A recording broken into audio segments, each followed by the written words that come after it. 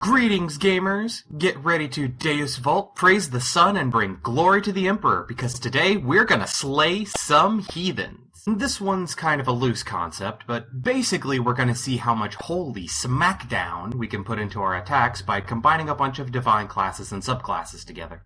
If all goes according to plan, you'll be rolling enough dice on a weapon attack to make your fireball casting wizard's dick shrink. But before that, we have to overcome a slight hurdle in the ability scores. See, this build is MAD as fuck.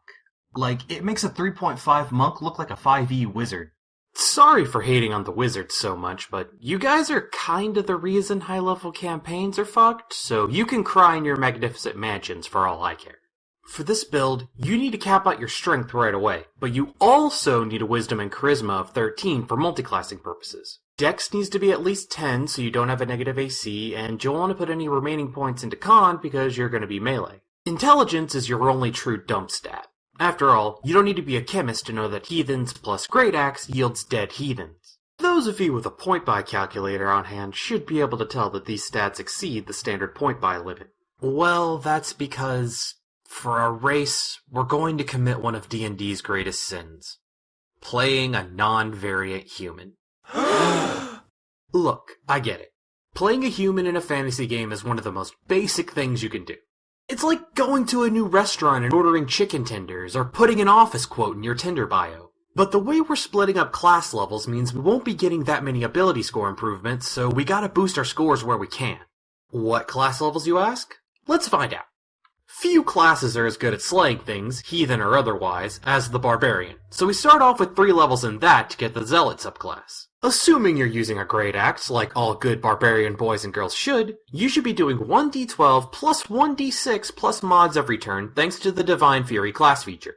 As a bonus, you don't need material components to bring you back to life, meaning that high-level NPC cleric the party charters to res you can go fuck themselves if they expect you to pay extra for a raise dead spell. Next, we're gonna dip a couple levels into Paladin to add some juicy smites to our damage, adding 2d8 to our maximum output at level 5. You also get a fighting style, so take great weapon fighting to up your average damage by a couple points just in case you run into any particularly healthy heathens. We won't be taking any more Paladin levels after this, so don't worry about which oath to take. Don't think it's fair that a class tied to certain moral restrictions gets its strongest ability before even being subjected to said restrictions? Tell that to the Wizards design team, who insists that everyone get their subclass at level 3. Well, I guess if every class is held to the same strict rule about getting their subclass at the same time, then it's only fair that the Paladin be held to the same rigid guideline. I think the excuse they give in the books is that you start by undergoing some ritual before actually taking the oath, but they might as well have taken all that out and written consequence-free heathen slaying as far as we're concerned.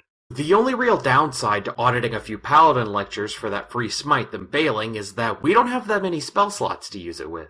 Fortunately, Wizards thought it would be a good idea to make caster classes share spell slots, like college dorm laundry rooms, where half the dryers don't work and everything's coin-operated because universities need to nickel and dime us despite how much we're paying to live in the dorms on top of the ungodly tuition! Sorry, I forgot where I was going with that. Moving on. Like my last build, the idea is to have higher level spell slots regardless of whether we have actual spells to cast with them. That, among a few other reasons we'll explain shortly, is why we'll be taking 8 levels of Cleric. In order to choose which domain to take, you have to ask yourself the tough questions. Questions like, what is a heathen? Why must we slay them?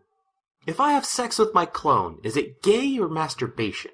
Then you pick war domain anyway, because why worship any god who wouldn't take dead heathen scalps as an acceptable tithe?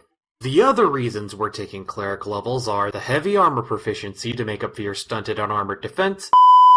Okay, so I forgot this until after I had already recorded this part, but you can't actually gain the benefits from rage while wearing heavy armor, so yeah, my bad.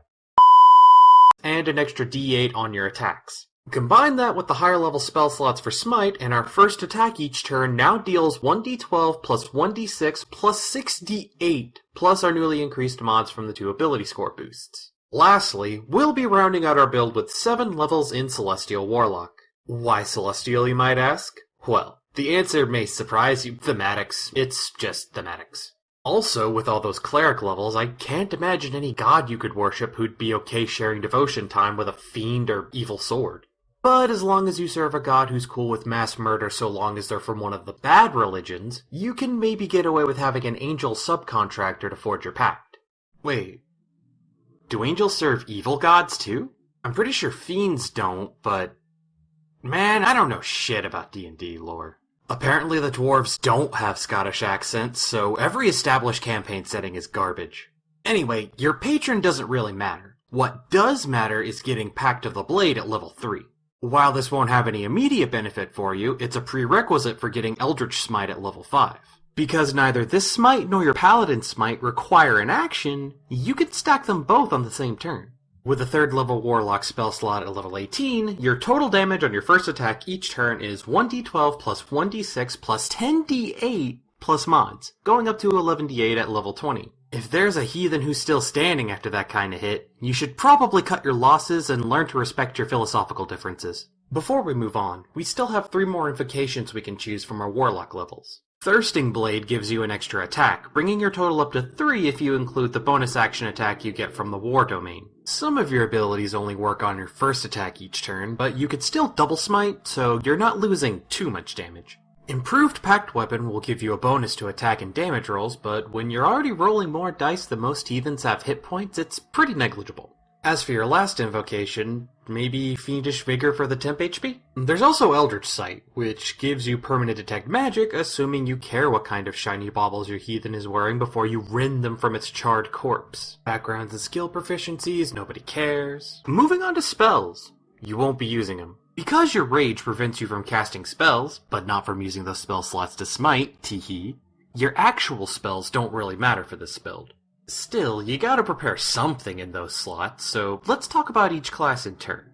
With 2 levels in Paladin and a +1 Charisma mod, you can prepare 2 Paladin spells each day. Unfortunately, pretty much all your Paladin spells are only useful in combat, and wasting heathen slaying potential on something like Purify Food and Drink is paramount to sacrilege. Also, considering how much healing and tankiness you get from your other class features, Cure Wounds would just be redundant. Granted, you can't slay heathens if they slay you first, so we'll give it an honorable mention just in case. Personally, I'd pick 2 of the smite spells in the unlikely event that you've run out of rages for the day and actually have the opportunity to use combat spells. We'll skip Cleric for now since it'll take the longest and cover the Warlock next. At 7th level, you get 3 cantrips and 8 spells of 4th level or lower regardless of ability scores. Pretty handy when you're somehow charismatic enough to curry favor with the gods and channel their will into your weapons, but still likely to strike out with that bar wench when you ask if you can deliver a sermon on her mounds. Minor Illusion, Prestidigitation, and Mage Hand have the most out-of-combat utility, so see how creative you can get with those.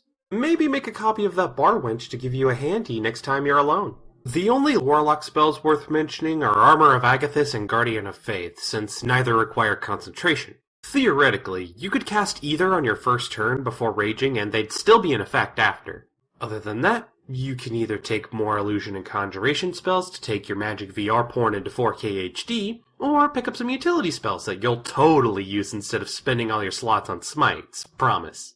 Finally, we come back to the Cleric. At level 8 with a 13 Wisdom, you have 3 cantrips and can prepare 9 spells of up to level 4. You also get some spells from your domain, but it's basically the same as those extra cantrips from your Warlock Pact. Imagine your spell slots are a new console, and those extra spells are some shovelware that got packaged with it. Like, I'm sure Knack was fine, but I'm really just here for God of War. Other than Thaumaturgy, Mending, and Guidance, pretty much all the other cantrips are damage spells, which are the absolute worst spells for you. With your piss-poor spellcasting mods, you'd be more likely to hit someone by cutting off your dick and throwing that at the enemy. Probably do more damage, too. Because you'd be adding your strength to the damage, not because you have a big dick. If your dick was that impressive, you wouldn't have to use half a wizard's worth of spell slots to cover up your loneliness. Yes, I'm aware I'm fixating on a hypothetical character's inability to get laid and magical porn addiction. So what? I'm not projecting. Shut up. Anyway, there are way too many cleric spells, and we've probably already taken all the good ones from our other classes, so just pick whichever ones work best in your given situation. They're prepared spells. You can change them every day. Just plan ahead, coordinate with your party, and ignore everyone's bitching when you use your only 5th level spell slot on a goblin wearing the wrong holy symbol. Up next, we have some feats and magic items. You have 3 total ability score boosts to work with, and 2 of them will obviously be going to maxing out your strength. Are there any feats worth trading your last ability score boost on? Fuck yeah, there are! Behold Exhibit A, Great Weapon Master. Ignore the first part. that part's useless. You can add 10 damage to every attack, just for a slight nerf to accuracy. Okay, cutting your attack bonus in half isn't slight, but the risk is definitely worth the reward. Sure, you could go for something more reliable, like tough, but we didn't get into the Heathen slaying game to be safe. If your first attack isn't devastating enough that the rest of the Heathens within sight don't off themselves to save you the trouble, can you really say you've done your job?